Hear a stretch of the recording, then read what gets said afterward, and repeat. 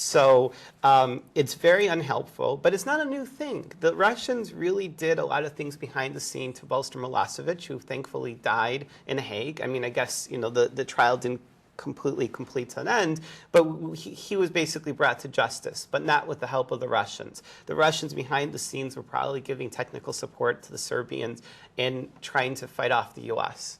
It wasn't enough, so the Russians have, for a long time, actually a combination of paranoia and perhaps hostility to our agenda.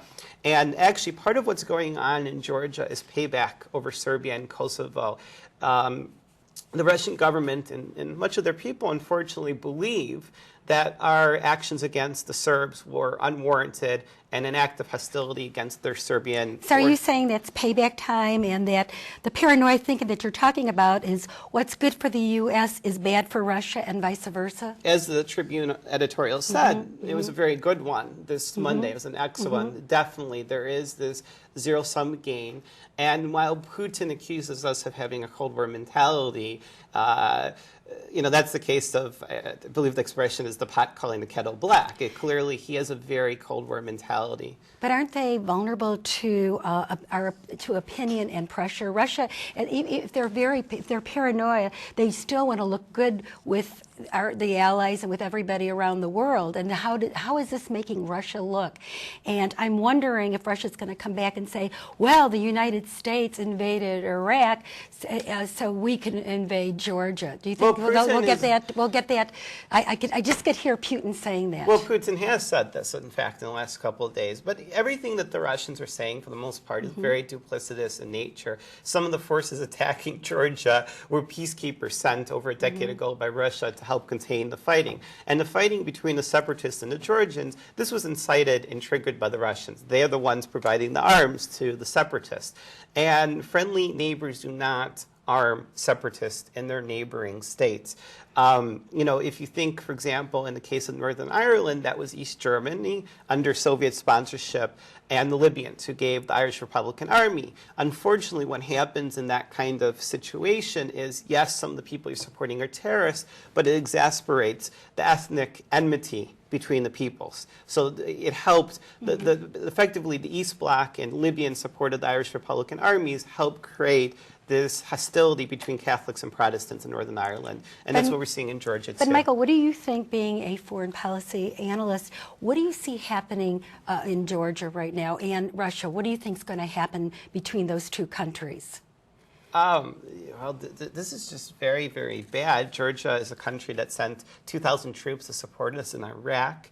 It's a country that has been trying to assert its independence from Russia, which is only natural, and that's part of what's incited this wrath from Russia. You know, that's funny that you said they supported us in Iraq. Do you know that I just found that out reading all the new stuff that's come out about Russia? That wasn't really made, we were never really made aware all the people that have been supporting the different countries, and Georgia has supported our viewpoint in Iraq. So, yeah, and it's part of a lot of the countries that suffered the most under the Russians over the last 50 years were the most supportive of Iraq were because, you know, Saddam Hussein had a lot of similarities to Stalin. They understood what dictatorship is about, and they wanted to support the United States in trying to bring freedom to Iraq. So while, you know, obviously we've had a lot of challenges in that war, they were some of the most sympathetic, you know, the Georgians, the Poles, and there were the Bulgarians. I mean, there were a number of Eastern European countries that were very supportive here. But, you know, by the way, speaking about the Russian pattern, the guy who is now president of Ukraine, when he was running for election, he was poisoned by Ukrainian allies of the Russians. So we're having this pattern of intimidation here. That was dioxin poisoning. And other incredible thing is a former KGB agent was murdered in London with polonium. That's not plutonium, it's polonium. It's nothing that anyone's ever heard of. And when the hospital in England correctly identified that this guy is suffering from radiation poisoning, they basically used the equivalent of a Geiger counter. Except polonium is one of the few radioactive poisons that will not be picked up by a Geiger counter because it only has alpha particles. It was a very savage way of killing. Do you feel that Russia can use their nuclear power against Georgia or against us in this situation? It can be. Do we have anything to fear right now? I mean, No, I mean, they won't use nuclear weapons against Georgia. They badly outgun them. It actually turns out to Why be do you feel that way? Why do you well, feel that they're nuclear? because it's a 5 million person country. But I'm not only talking about Georgia, but in turn, they get angry at the Western states. Can they use it against us? I know that President Sarkozy is going to be, from France, is going up there, I think tomorrow. They use it. Negotiate. They use it as a card that they don't have to play to intimidate us. It is behind the scenes. They will not actually use it. So I need to give a little bit of background. It turns out that during the Cold War, NATO was so badly outgunned, we would have used what are called tactical battlefield nuclear weapons, which are very small, to try to neutralize that. But then that was a very dangerous thing because, God forbid, if a war broke out, it would have escalated to probably to the big ones, and it would have been a horrifying nightmare. The thing is that the U.S. is technically, militarily much stronger to Russia right now, even though the inflated oil prices have given them more money to play with. Talking about that oil, I mean, this is part of our oil reserve.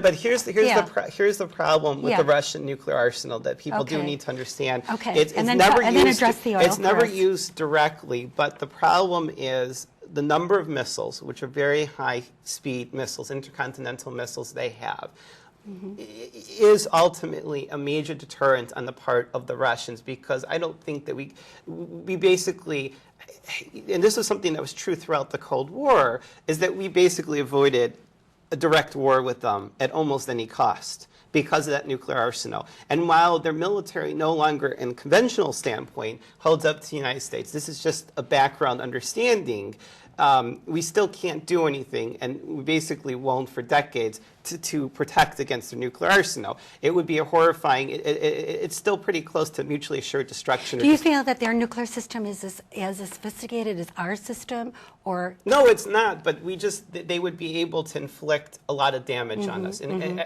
astronomical damage. And I think that for some reason, people, thank God we don't really live in a Cold War situation anymore. But one thing, just to put things in perspective, is what we dealt with in the Cold War was very horrifying because they developed thermal nuclear weapons. That's fusion and much higher yield than Hiroshima. That is basically still pretty close to existential threat to the United States if it ever became really hostile. Now, they're supplying nuclear program to Iran right now, and Iran is the leading supporter of terrorists, and they're the key sponsors of Lebanese Hezbollah and Palestinian Hamas. And Iran supports Syria radical extremists as well. Why is Russia helping them with their nuclear program? They could turn around and hit Russia. We're thinking they would be destroyed if they hit Russia. Yeah, and the Russians believe that the Iranians. Why are they giving them so much information? Or do you think they're not, or it's just a pseudo information, or just partially helping them? Or are they really helping him? And why are they helping him? Is it really about money? It's partly about money. It's partly just to basically cause us problems. There is, unfortunately, a confrontational ideology behind this with the Russians, that maybe they want us to give the Russians money to stop it. Maybe that's really what's behind it. In the past, we gave them money to help eliminate some of their chemical weapons and even some of their obsolete nuclear weapons, and to help secure nuclear technologies. Most of the Islamic groups opposed to the Soviets are actually Sunni, many of them very much at odds, for the most part, with Iranians, although we do see cases of Sunni terrorists like al-Qaeda apparently occasionally working with Hezbollah.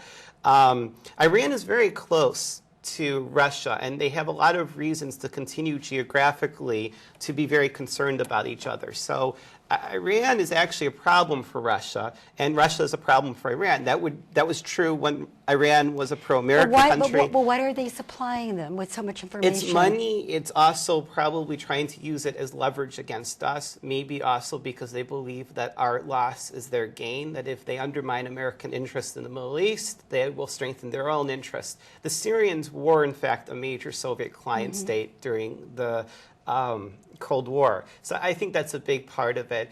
Because they have a loose cannon, the president of Iran, pronounce his name. Ahmadinejad. Ahmadinejad, but Ahmadinejad.